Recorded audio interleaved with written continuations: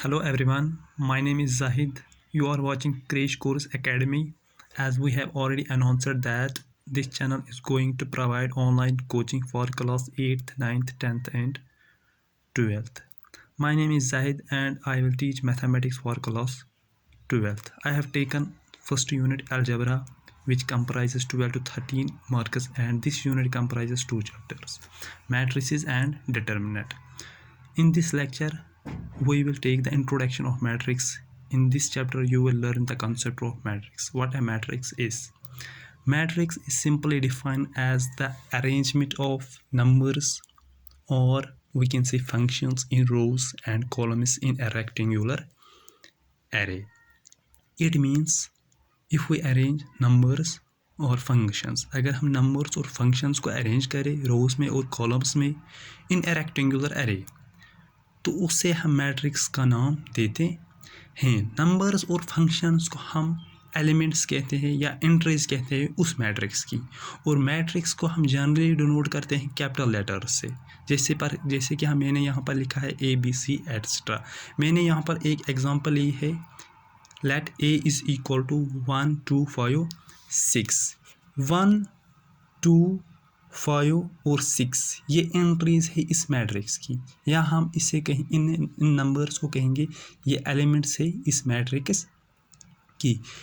इस मैट्रिक्स को मैंने डिनोट किया है कैपिटल लेटर से, जैसे कि मैंने डेफिनेशन में ही लिखा है कि मैट्रिक्स को हम डिनोट करते हैं कैपिटल लेटर से ABC etcetera.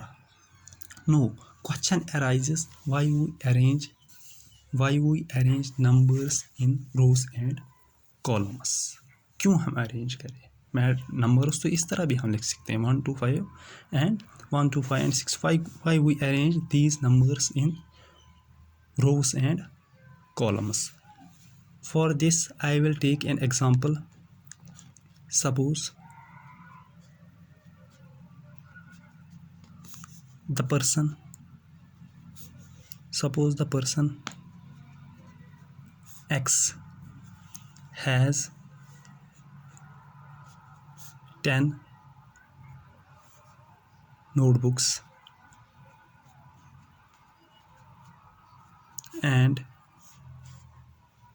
6 pens. I have taken here an example why we write numbers in rows and columns. As I have arranged question himself, हम क्यों अरेंज करें नंबर्स या फंक्शंस को रोज और कॉलम्स में इन ए रेक्टेंगुलर अरे? क्यों हम अरेंज करें? इस क्वेश्चन का आंसर देने के लिए मैंने यहाँ पर एक एग्जांपल ली है। सपोज कि पर्सन X है और उसके पास 10 नोटबुक्स है और 6 पेन। सपोज करो कि हमारे पास ऐसा ही बहुत सारा डाटा है। सपोज कि ये एग्जांपल फर्स्ट मैंने ली, और सेकंड एग्जांपल में इसी तरह पर्सन Y है, उसके पास भी कुछ नोटबुक्स और पेन्स है। बहुत सारा डाटा हमारे पास पड़ा हुआ है। इस डाटा को हम अरेंज कर सकेंगे सिंपली में, अगर मैं यहाँ पर पर्सन X लिखूँगा और यहाँ पर एक